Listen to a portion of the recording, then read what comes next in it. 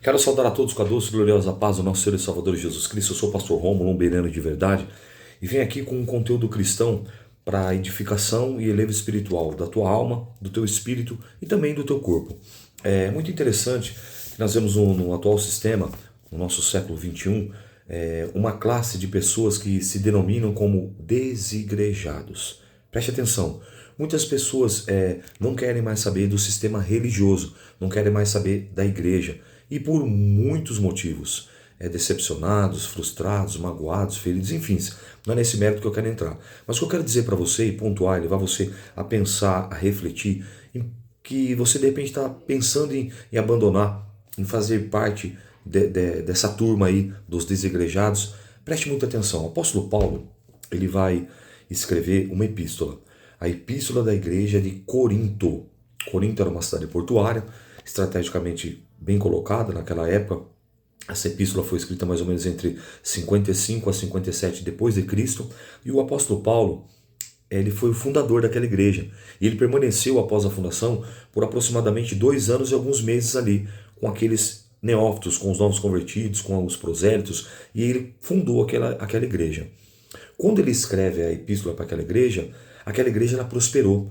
No capítulo 1 e no versículo 5 de 1 Coríntios, ele diz assim: em tudo foste enriquecido, tanto abastadamente financeiramente, como também no conhecimento. E no versículo 7 do primeiro capítulo, ele vai enaltecer e vai dizer: olha, vocês não têm falta de nenhum dom. Então observe, uma igreja abastada, uma igreja com muitas pessoas intelectuais com muito conhecimento e uma igreja que não tinha falta de nenhum dom. Eu, particularmente, ainda não tive o privilégio de colocar os meus pés tanto para sentar como ouvir, como colocar em pé para pregar, numa igreja como essa, que tinha todos os dons. Imagine um dom aí, dom de cura, lá em Corinto tinha, dom de revelação, lá em Corinto tinha, dom de maravilhas, lá em Corinto também tinha, todos os dons, interpretações de línguas, tinha também, qualquer dom que você imaginar, o próprio Paulo está dizendo isso, 1 Coríntios capítulo 1, verso 7, porém, como toda a igreja aqui que eu quero pontuar, ela tinha as suas problemáticas, e eu anotei alguns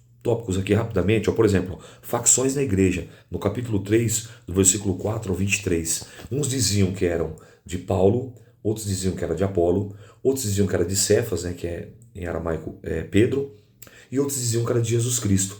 E aí aquele célebre texto de Paulo. Paulo plantou, Apolo regou, mas quem dá o crescimento é Deus, é o Espírito Santo.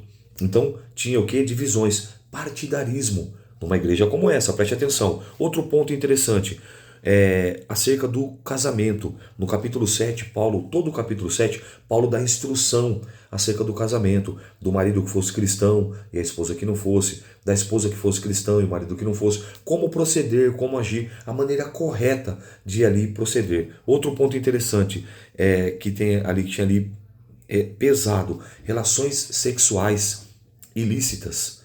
No capítulo 6 ele vai citar sobre o homossexualismo, onde ele fala sobre a sodomia, ele vai citar sobre os devassos e ele vai dizer para que nós não devemos nos associar com esse tipo de pessoas. Então, para quem que ele está escrevendo essa igreja? Para a carta? Para a igreja. Era para os cristãos. E se ele estava escrevendo isso é porque de fato tinham essas situações. Existiam aonde? Dentro da igreja. Santa Ceia do Senhor. O que ele diz? Ele fala que tinha problema, tinha uns grupinhos também na Santa Ceia.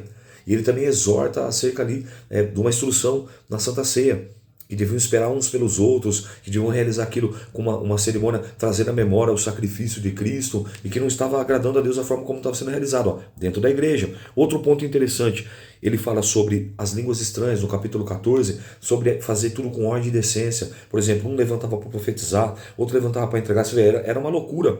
E Paulo está instruindo, olha, eu prefiro falar em 5 palavras, 10 palavras que inteligíveis, que eu entendo, que as pessoas entendam, do que 10.000 línguas estranhas. Quem fala línguas estranhas edifica a si mesmo. Embora lá tinha pessoas para interpretar e toda a igreja era edificada. Mas ele está pontuando para que houvesse ordem e decência no culto.